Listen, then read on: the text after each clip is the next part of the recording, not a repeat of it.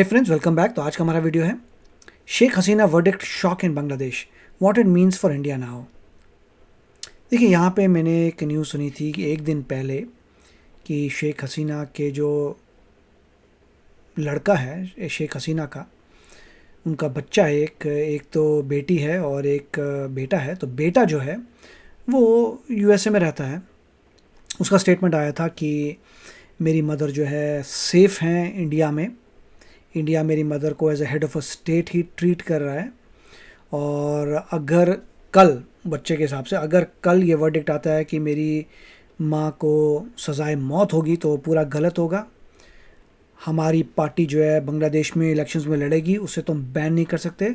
अगर तुमने बैन किया तो हम देख लेंगे, मतलब हम बहुत कुछ करने वाले हैं अगर तुमने बैन किया हमारी पार्टी को। एक दिन पहले ये बयान आया था शेख हसीना के पुत्र का।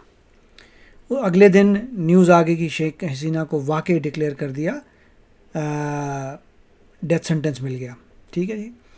ऑफ कोर्स डेथ सेंटेंस मिलने के बाद अब जो है इंडिया क्या करेगा आई डोंट नो, मगर इंडिया ने तो सेफ्टी दे रखी है and they are very happy कि शेख हसीना जी के पास पूरी सिक्योरिटी और उनको फ्रीडम है पूरी इंडिया में, कहीं पर भी वो जा सकती है, कहीं पर भी कोई ऐसी चिंता वाली बात नहीं है। तो अब देखते हैं आगे क्या चल रहा है। शुरू करते हैं। नमस्कार साथियों, स्वागत है आप सभी का अंकित इंस्पायर्स इंडिया पर। मैं हूं अंकित अवस्थी।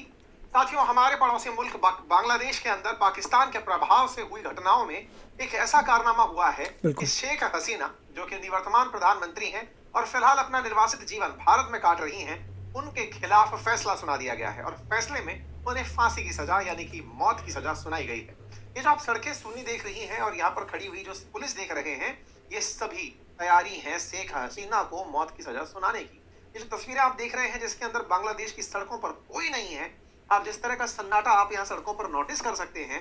यहाँ पर पुलिस की चाक चौबंद व्यवस्था जो बांग्लादेश में देख रहे हैं, ये तैयारियां थी अपने पूर्व प्रधानमंत्री शेख हसीना को मौत की सजा सुनाने की। आपके दिमाग में उड़ रहे पहला प्रश्न जो उठ रहा होगा वो यही, तो क्या इन्हें अब मौत की सजा मिल गई है, इसका मतलब इन्हें अब भारत से बांग्लादेश भेज दिया जाएगा? नंबर एक। नंबर दूसरा, क्या भारत ऐसा होने देगा? आज के सेशन में हम सारी बातों पर जिक्र करेंगे, क्योंकि देखिए, जहाँ तक मुझे पता है इंडिया जो है शेख हसीना को बांग्लादेश नहीं भेजेगा। और अभी तक तो ये टर्म थी कि she is free to stay in India. जब तक वो रहना चाहती हैं she can stay in India. अभी तक तो ये, और इंडिया इनफैक्ट सिक्योरिटी प्रोवाइड कर रहा है। आज डेथ सेंटेंस दे दिया गया है और अब अगला प्रश्न यही बनता है कि क्या इस डेथ पेनल्टी के अगेंस्ट शेख हसीना के पास कोई ऑप्शन बचा भी है? क्या भारत उन्हें अब प्रत्यर्पण संधि की पालना करते हुए, एक्स्ट्राडिशन ट्रीटी, भारत और बांग्लादेश के बीच में यह समझौता है कि अगर हमारा कोई अपराधी बांग्लादेश में है और बांग्लादेश का कोई अपराधी भारत में है तो दोनों देश एक दूसरे को आई डोंट नो कि क्या इंडिया शेख हसीना को भेजेगा Bangladesh. I don't think so. I don't no, it's very complicated. जहाँ तक मुझे लग रहा है नहीं, इंडिया नहीं भेजेगा। अपराधियों का एक्सचेंज करेंगे। तो क्या ऐसा करते हुए भारत अपराधियों के एक्सचेंज की नीति अपनाते हुए शेख हसीना को बांग्लादेश भेज देगा? आज के सेशन में हम आपके साथ ये जानकारी साझा करेंगे। साथियों, बांग्लादेश की राजधानी ढाका की एक इंटरनेशनल क्राइम ट्रिब्यूनल में 5 में से 2 मामलों के अंदर, बाकी मामलों में उन्हें उम्र कैद की सजा सुनाई जा चुकी है, लेकिन 2 मामलों के अंदर उन्हें मौत की सजा सुनाई गई है। कुछ भी। शेख हसीना जुलाई 2024 के अंदर जो छात्र आंदोलन हुए थे, उनके हत्याओं की मास्टरमाइंड बताई गई और जैसे ही उन्हें यह सजा सुनाई गई, कोर्ट रूम में प्रेजेंट लोगों के द्वारा तालियां बजाकर फैसले का स्वागत किया गया। शेख हसीना के बाद दूसरे नंबर पर रहे पूर्व, मैंने वो देखा था सीन जहाँ पे आया था कि कोर्ट रूम में जैसे अनाउंस किया तो कुछ राइट हैंड साइड पे लोग थे, वो तालियां बजा रहे थे, मगर लेफ़्ट हैंड साइड वाले पूरे के पूरे एक बंदे ने भी ताली नहीं बजाई। तो लेफ़्ट साइड जो लोग बैठे थे उन्होंने, एक बंदे ने भी ताली नहीं बजाई। राइट हैंड वालों में कुछ यंगस्टर्स थे जो तालियां बजा रहे थे, और फिर लेफ़्ट हैंड साइड वाले वकील खड़े हुए, उन्होंने बोला नहीं करो नहीं करो, समथिंग लाइक दैट। जुमान खान, उन्हें 12 लोगों की हत्या का दोषी मानते हुए फांसी की सजा सुनाई गई। और तीसरे नंबर पर रहे एक आईजी जो कि सरकारी गवाह बन गए, जिनका नाम है ममून, उन्हें 5 साल की सजा सुनाई गई क्योंकि वो सरकार के समर्थन में आ गए, यानी कि इस समय पर यूनुस सरकार के समर्थन में होने के चलते उनकी सजा को कम कर दिया गया। तो शेख हसीना, उनके गृह मंत्री और उसके अलावा एक आईजी, इन 3 को फैसले सुनाए गए, जिनमें 2 को मौत की सजा सुनाई गई। ये कोर्ट रूम का वो नजारा है जिसमें कोर्ट के अंदर देखा था मैंने, जो जज है उनके द्वारा फैसला सुनाया जा रहा है। अब यहाँ पर कुछ तथ्यात्मक जानकारी साझा कर लेते हैं। साथियों, बांग्लादेश के अंदर जैसे भारत में सुप्रीम कोर्ट है, ऐसे वहां भी सुप्रीम कोर्ट है, लेकिन कुछ विशेष मामलों के लिए एक कोर्ट बनाई गई थी जिसे इंटरनेशनल क्राइम ट्रिब्यूनल कहा गया था। भारत में भी ट्रिब्यूनल का कल्चर है। भारत में ट्रिब्यूनल कैसे होती है, जैसे नेशनल। यहाँ पे ये बंदा सोता नहीं नजर नहीं आ रहा आपको? हाँ, ये सामने जो बंदा है तो सो रहा है यार, ये क्या चल रहा है? कभी और की फुटेज है क्या? ट्रिब्यूनल एनजीटी हमारे यहाँ पर है, ऐसे ही सीएटी हमारे यहाँ पर है। तो ट्रिब्यूनल्स हर देश स्लीपिंग में होती है, या फिर वो देश जो ट्रिब्यूनल फॉलो करते हैं। ट्रिब्यूनल क्या है? ओह माय गॉड, मल्टीपल लोग सो रहे हैं यार। पीछे एक बंदा सो रहा है, पीछे दो बंदे सो रहे हैं। क्या चल रहा है? ये फेक था क्या पूरा? खास मामलों के लिए बनाई गई न्यायपालिकाएं हैं जो उन कार्यों के लिए मतलब महारत रखती हैं। ये दूसरा ये सीन था शायद। अब इंटरनेशनल क्राइम ट्रिब्यूनल क्या बांग्लादेश के अंदर कोई अंतरराष्ट्रीय? पहले वाला सीन कुछ और था जिसमें लोग सो रहे थे। जज आके बैठता है? आंसर है नहीं। तो फिर ये इंटरनेशनल कैसे हो गई? और इंटरनेशनल क्राइम पर ये लोग फैसले देने वाले कौन लोग हो गए, ये बड़ा सवाल बनता है। बांग्लादेश ने बकायदा अपने यहाँ पर एक इंटरनेशनल क्राइम ट्रिब्यूनल बनाया हुआ है। ये एक कोर्ट की तरह ही है और इस कोर्ट का काम है कि ये सजा सुनाता है।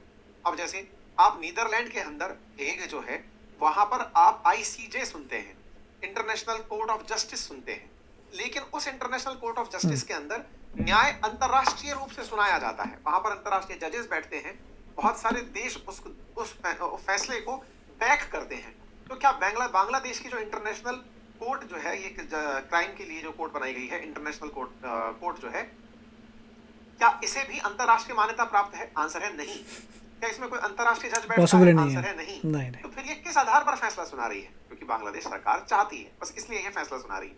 अब फिर एक बड़ा सवाल बनता है, जब कुछ ऐसा है ही नहीं तो बांग्लादेश में क्या नई कोर्ट बनी है क्या? नहीं। फैक्ट ये है कि जब शेख हसीना प्रधानमंत्री हुआ करती थी 2010 के दौर में भी ये कोर्ट उन्हीं ने ही बनाई थी, ये ट्रिब्यूनल उन्हीं ने ही बनाई थी। तो क्या ये सुप्रीम कोर्ट से ऊपर होती है? नहीं। इस कोर्ट के जो फैसले हैं वो सुप्रीम कोर्ट में चैलेंज किए जा सकते हैं। जैसे राजस्थान के अंदर अगर हाई कोर्ट कोई फैसला दे, आपको उसके खिलाफ अगर जाना है तो आप सुप्रीम कोर्ट जा सकते हैं। ऐसे ही इस ट्रिब्यूनल के खिलाफ भी सुप्रीम कोर्ट में फैसला कर सुप्रीम कोर्ट में चुनौती देने जा सकते हैं, जैसे एनजीटी के केस में है। एनजीटी के फैसले के खिलाफ यानी नेशनल ग्रीन ट्रिब्यूनल के फैसले के खिलाफ आप सुप्रीम कोर्ट जा सकते हैं। बिल्कुल वैसे ही यहाँ पर भी ट्रिब्यूनल के फैसले के खिलाफ आप बांग्लादेश की सुप्रीम कोर्ट जा सकते हैं। सवाल फिर वही की वही। तो फिर शेख हसीना ने इसको ट्रिब्यूनल को क्यों बनाया था? क्योंकि पाकिस्तान के साथ जब इनका डिस्प्यूट था 1971 से पहले, तो पाकिस्तान और बांग्लादेश तो अलग देश बने थे। उस समय पर बांग्लादेश जब बनकर आया, शेख हसीना के पिताजी शेख मुजीबुर रहमान हुआ करते थे, बंग बंधु के नाम से जाना जाता था। उनके समय में जिन्होंने पाकिस्तान का साथ दिया या बांग्लादेश को सरवाइव कराने में जिन्होंने चुनौतियां पेश की, उनको सजा दिलाने के लिए इनके यहाँ पर इस इंटरनेशनल क्राइम ट्रिब्यूनल का निर्माण किया था शेख हसीना ने। तो पाकिस्तान का साथ देने पर बहुत सारे कट्टरपंथियों को इसी क्राइम ट्रिब्यूनल के द्वारा सजा दिलाई गई।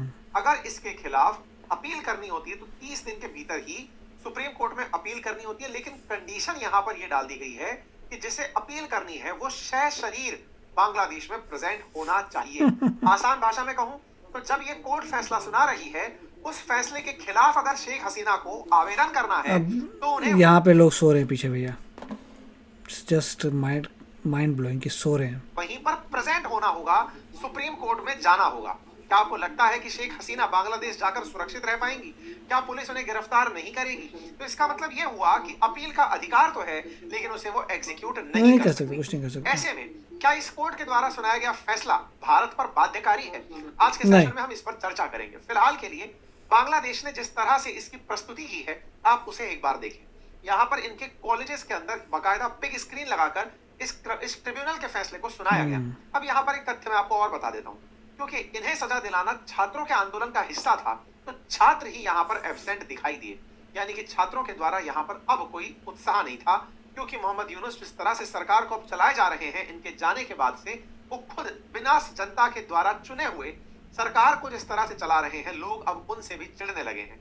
लोगों को लगने लगा है कि भाई वो तो चलो इलेक्शन जीत कर आई थी, तुम तो कुछ भी कर नहीं आए हो और पिछले 1 साल से सरकार को चला रहे हो, 1 साल से अधिक समय से सरकार चला रहे हो। ये कौन सी पावर है जो तुम पा गए हो? कौन सी स्पेशल पावर पाए हो? शेख हसीना को इन कानूनों के तहत हत्याओं का आदेश देना, भड़काऊ भाषण देना, न्याय में बाधा डालना, छात्र अबू सईद ये ठीक है।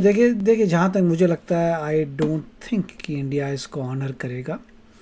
मुझे नहीं लगता कि इंडिया शेख हसीना को भेजेगा टू बांग्लादेश, बट ये होगा कि शेख हसीना की पार्टी को वापस पावर में लाने की कोशिश करेंगे। कौन? शेख हसीना के सपोर्टर्स। शेख हसीना के supporters will try to bring back their party, जिससे वापस पावर आए, कुछ ऐसा हो। और तो वी विल सी क्या होता है, बट ये सब ने एक्सपेक्ट कर लिया था कि यही न्यूज़ आने वाली है। शेख हसीना के बेटे को भी पता था कि कल यही बोलने वाले हैं कि सज़ाए मौत होगी। ही न्यू इट कि क्या पॉलिटिक्स चल रही है। तो अब देखना ये है कि क्या करती हैं शेख हसीना, उनके बेटा क्या करता है, क्या वो अपनी पार्टी को वापस ले पाएंगी बांग्लादेश में, इंडियन गवर्नमेंट क्या करती है, क्या हम एक्स्ट्राडाइट करेंगे? I do not think so. तो काफ़ी सारे सवाल हैं जो टाइम के बाद पता चल जाएंगे कि होता क्या है। तो आप बताइए आपके क्या विचार हैं। मिलेंगे अगले वीडियो में। Take care, bye bye. तो अगर आप मेरे इस चैनल पे नए हो तो जल्दी से सब्सक्राइब के बटन को हिट करो और बेल आइकन को क्लिक करो, ताकि आपको मेरा जब नया वीडियो मैं लगाऊं आपको उसके बारे में जल्दी से पता चल जाए।